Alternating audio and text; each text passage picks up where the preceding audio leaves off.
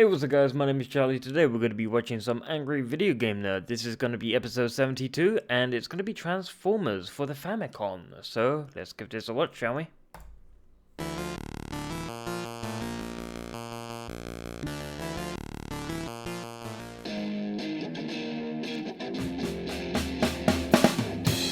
He's gonna take you back to the past to play the shitty games that suck ass. He'd rather have a buffalo take a diarrhea dump in his ear. He'd rather eat the rotten asshole of a roadkill skunk and down it with beer. He's the angriest gamer you've ever heard. He's the angry Nintendo nerd. He's the angry Atari Sega nerd. He's the angry video game nerd.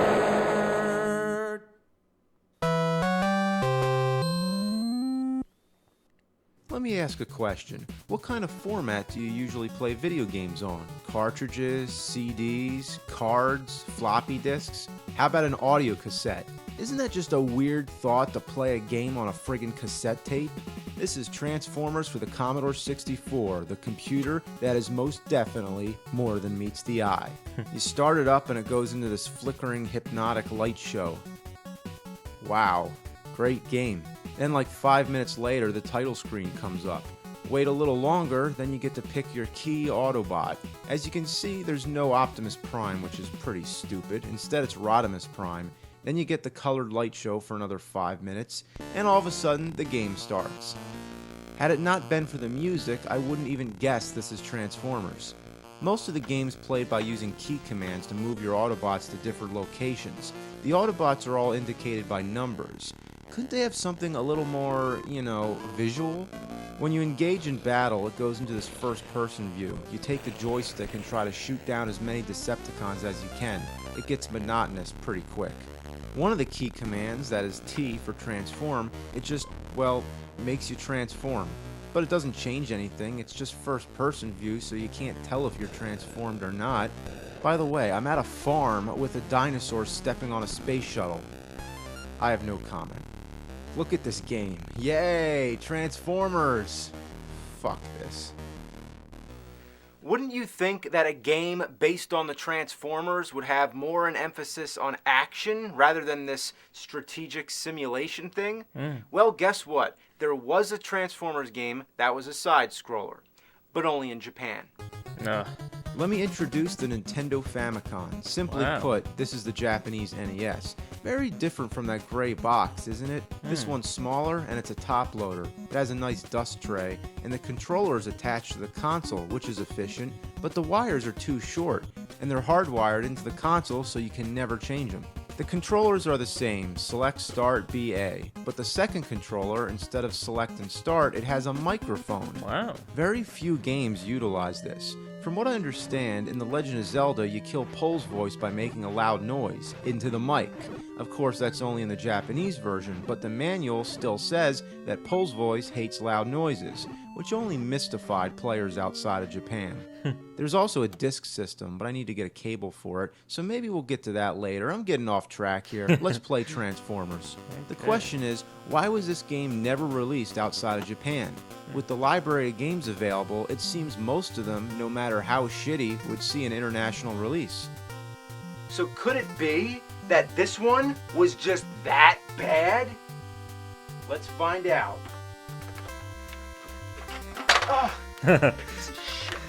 We've all done that. The title translates to Mystery of Optimus Prime, and that sums it up just perfectly. It's a mystery why Optimus Prime isn't in this game. Instead, it's Ultra Magnus.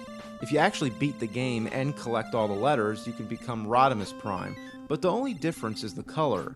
So what's the point? They should have just made him the second player like Mario and Luigi. Instead, we have Ultra Magnus and Ultra Magnus. But this is the least of our problems. Check it out. One hit and you're dead. 3 lives, no continues, no checkpoints. You will hear that more often than you hear it in the fucking show. If you're lucky enough to even make it to the second level, you can continue with a simple code. When you get game over, hold A, B, and start. And let me tell you, you're going to be doing that every 30 seconds or so. You'll get to continue forever, but that's still not going to help you get through the levels. You really got to buckle the fuck down and get your video game senses going sky high. Look at this shit. It's almost as bad as Silver Surfer. There's projectiles everywhere. Whenever you try to dodge something, you only get hit by something else. How the fuck does this little thing destroy a giant robot? It's almost insulting how much of an advantage the enemies have. You take one hit, but them, they can sometimes take more. And they're smaller, it doesn't make any fucking sense. They can also pass through solid bricks, but you can't even shoot through the bricks. So if there's an enemy coming at you through the bricks, there's nothing you can do about it. They also camouflage themselves into the background. I can't even see that fucking thing. Couldn't they use any more colors? You can transform, but it's suicide because it takes fucking 3 seconds. Really, if you try to transform, you're leaving yourself open to enemy fire. Only rarely does it actually come into play where you need to transform to pass through a narrow spot. But if you're not careful with it, transforming is the equivalent of saying, "Here, kill me." The hit detection is very biased. To begin with, you're such a big target anyway, but if something comes anywhere near your perimeter, it counts as a hit. However, if you're trying to hit an enemy and your bullet goes anywhere other than dead center, it passes through. And everything's so small, so fast, and moves at such irregular patterns, hitting your mark is like trying to piss into a shot glass that's spinning on a record player that's strapped to a running cheetah's back while you're riding a unicycle on a tightrope blindfolded. Wow. There is absolutely no fucking around with this game, so we gotta get serious. You're familiar with Billy Mitchell, world video game champion? Yeah, He could probably do it. So I gotta find a way to harness his power, and I think I found a way. This is his hot sauce. You want something that'll kick you in the ass and heighten your senses? This'll do it.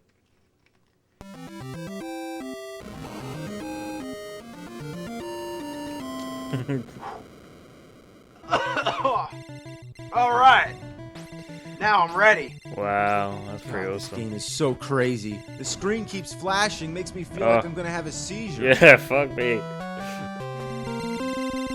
What the fuck? Ugh, get up there, goddammit! Get up there! Get up there! So close. No shitty game's complete without hard-to-reach jumps. What the fuck was that shit? You can't even see what's up there till it's too late.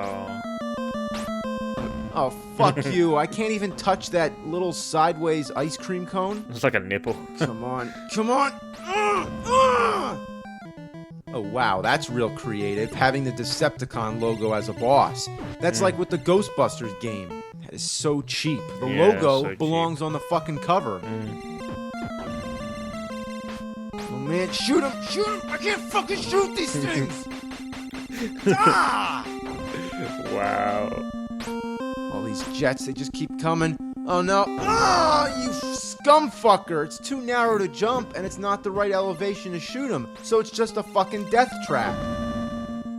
Gotta jump on the platform. Ah, a jet. How am I supposed to ever predict when something's gonna fly into the screen and kill me? But let me tell you about Stage 9. It's one of the cheapest, most unfair, most cryptic and fucked up levels in the history of games. You keep going to the right, only to play through the same stage again and again in an endless loop. There's nothing in the game explaining what you're supposed to do. You have to read up on the internet to find out. Turns out, you're supposed to get a key, but that's not enough.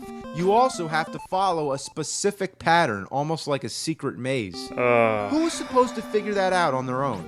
It's a lot like in Super Mario Bros., where you're going through the castle. You have to go up, over, and under the platforms in the correct way, or else the stage repeats. But in Mario, it's much easier to guess. It's a whole lot shorter for one thing, but also, there's not a million things trying to kill you. It's hard to survive, let alone figure out the right pattern. And on top of that, the route that it makes you take is more difficult than the more common sense way. Fuck me. Hot sauce. Yeah, more hot sauce.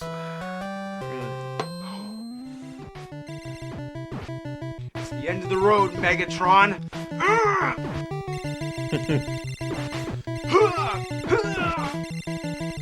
Come on, die! Boom! Yeah! Now that's some intense shit right there. In conclusion, all I can say about this game...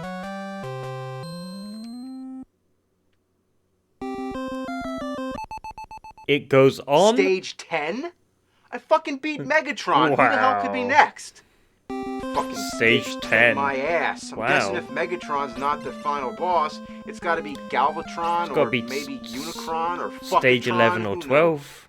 Then. Oh, it's Mecha Godzilla. Of course. I should have known. It's gotta be stage 11 or 12 it finishes at. 12 chapters. Whew, man, that was the hardest game I've ever beat. And all that trouble for an end screen that I can't even read. I can now conclude that the game barely has anything to do with Transformers. It doesn't even have the music, with the exception of that part. Even the Commodore version had the fucking theme. In this one, the same bland music plays through the whole game. The Yeah. boss battles have their own music, but that's about it. Speaking of the bosses, it makes you wonder if the creators of this game even knew anything about Transformers. Did they have to resort to using the Decepticon logo 3 times? That's right, the same boss 3 Wow. times. And twice, the boss is like a nuclear macadamia nut inside of a moon. Like they didn't have enough Decepticon characters to choose from? Did they ever fucking watch the show? As for the Autobots, even the Commodore version had a lot to choose from. Sure, they existed mostly in text, but at least it acknowledged them. But Transformers or not, it's just a fucking shithole of a bad game. Most of the levels are the same exact thing over and over, just modified slightly. And Stage 10 is just Stage 8 backwards. But the big problem is the difficulty. Who is this game intended for? Certainly not gamers who wanted a reasonable challenge or fans of Transformers. It disappoints in both ways. So now, is it any wonder why this game was never released outside of Japan? 'Cause nobody else wants to play this fucking shit!